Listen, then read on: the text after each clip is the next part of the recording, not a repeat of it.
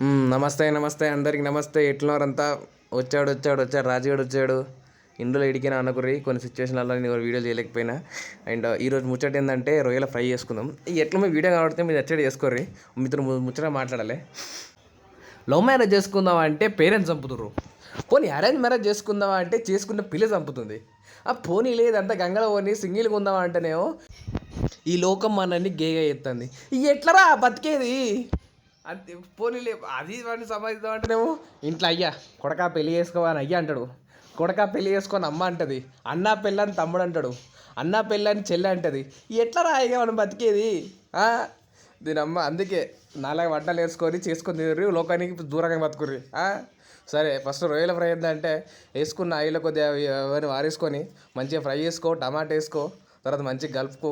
ఆ ఫ్రై అయిన తర్వాత రొయ్యలు వేసుకో, కారం వేసుకో, కింద వాటి నాలుగు పట్టించుకోకూడదు, ఉప్పు వేసుకొని ఇంత కళ్యామాకు వేసుకొని వావ్ మంచిగా ఫ్రై చేసుకొని నోట్లో పెట్టుకున్నావు అంటే దీని అమ్మ సూపరు బంపరు జమ్మలు అక్కడ జారిమిట అయినా ఎంత ఇవ్వడండి. ఇక ఓకే మరి కలుద్దాం రైటా. Stay single, be happy.